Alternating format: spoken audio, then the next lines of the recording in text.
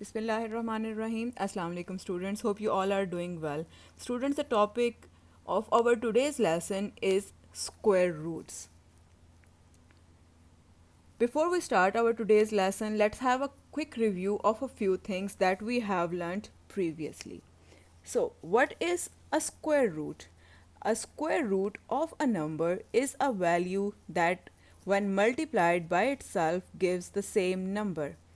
For example, 4 fours are 16, so the square root of 16 is 4. The symbol, this is a specific symbol which always means the positive square root. So, square root of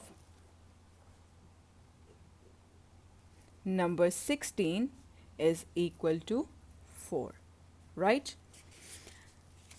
Students, first open your booklets at page number 4 and try to understand the topic that I am explaining.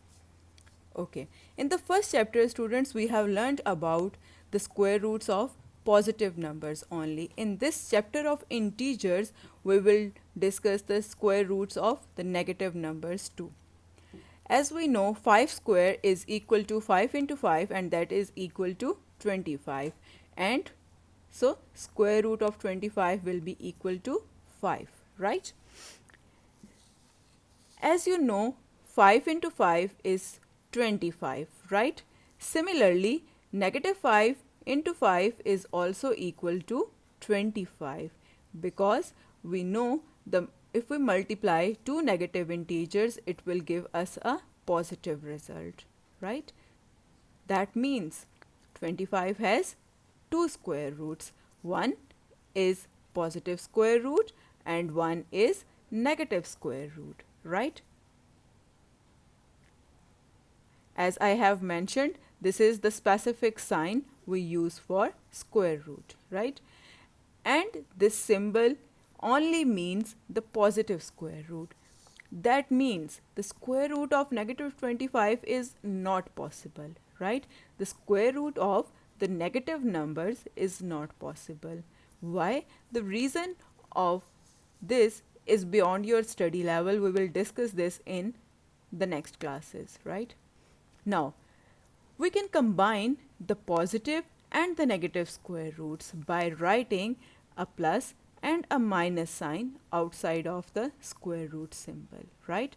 So, if we will combine the positive and the negative square root of 25, we will write it as plus minus square root of 25 is equal to, as you know, square root of 25 is 5. So, the positive and the negative square root of 25 will be equal to positive and negative 5, right? Here we have two examples. Find the square roots of 64. Square roots of 64 means we have to calculate the positive and the negative square roots of 64. That will be equal to plus minus 8. Why? Because we all know 8 into 8 is 64. So square root of 64 is equal to 8. So positive and negative square root of 64 will be equal to positive and negative 8. Similarly, we have to find the negative square root of 9. Negative square root of 9 means we just have to calculate the negative square root of 9. And negative square root of 9 will be equal to negative 3. Why? Because we know 3 into 3 is 9. So, square root of 9 will be equal to 3. Clear? Now, let's solve another example, that is positive and negative square root of 121. We all know that 11 11s are 121, right? So, positive and negative square root of 21 will be equal to 11. Or you can solve this sum in two steps if you found this method difficult. We can also solve it like as we have done in our first chapter, where we have done the done the square roots with the help of prime factorization, right?